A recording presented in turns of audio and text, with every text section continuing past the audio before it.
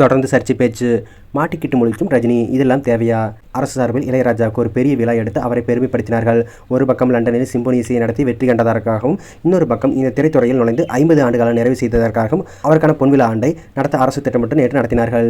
இந்த விழாவிற்கு கமல், ரஜினி சிறப்பு விருந்தினராக கலந்து கொண்டனர். அதுபோக திரையுலகைச் சேர்ந்த பலரும் கலந்து கொண்டனர். புது 70களில் நடந்த பல விஷயங்களை நேற்று மேடையில் பேசி ஞாபகப்படுத்திக் கொண்டார்கள். அதில் ரஜினி பேசியதான் பெரிய சர்ச்சை பொருளாக மாறியிருக்கிறது. 30 வருஷத்துக்கு முன்பே இளையராஜாவுக்கும் ரஜினிக்கும் இடையே கருத்து வேறுபாடு ஏற்பட்டிருக்கிறது. ஒரு விழாவின் போது ரஜினி பேசுகையில், வெயிலையும் மழையும் நாங்கள் கஷ்டப்பட்டு கொண்டிருக்கிறோம், ஆனால் இளையராஜா ஏசி ரூமில் உட்கார்ந்து கொண்டு சம்பாதிக்கிறார் என்ற வகையில் பேசினார். அவரின் இந்த பேச்சு அன்றைய தேதியில் பெரிய விவாத பொருளாக மாறியது.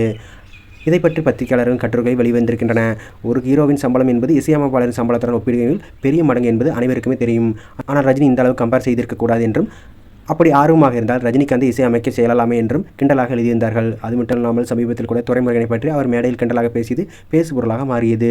அதோடு விவேக் பற்றி ஒரு முறை ரஜினி பேசும்பொழுது, இந்த அளவு அறிவாக பேசுகிறாரே, இவர் பிராமணராகத்தான் இருக்க வேண்டும் என முதலில் நான் நினைத்தேன். அதன் பிறகுதான் தெரிந்தது இவர் வேறு ஒரு சமூகத்தைச் சேர்ந்தவர் என்று மேடையில் ஓப்பனாக பேசினார். ஆனால் அந்த சமயத்தில் இந்த விஷயத்தை விவாதமாக ஆக்காமல் விட்டுவிட்டார்கள். நேற்று கூட ரஜினி பேசிய பல விஷயங்கள் அந்த மேடைக்கு தேவையில்லாததான். ஒரு அரசு பெரிய சாதனை செய்த கலைஞருக்கு எடுக்கும் விழாவில் அவருடைய கலைத்திறன், அவருடைய பண்புகள் அவற்றை மட்டும் சொல்லி வாழ்த்தி இருக்கலாம். அதை விட்டு நாங்கள் ஒன்றா குடித்தோம், அரை பேர் குடிச்ச இவர் போட்ட ஆட்டம் இருக்கு என பல ஜாம்பவான்கள் கூடியிருந்த மேடையில் ரஜினி பேசியது தேவையில்லாததுதான். இளையராஜா செய்தது மிகப்பெரிய சாதனை. அது ஒரே ஒரு பீர் பாட்டிலை வைத்து டோட்டலாக காலி செய்துவிட்டார் ரஜினி என அவர் மீது கடுமையான விமர்சனங்கள் வைக்கப்பட்டு வருகிறது.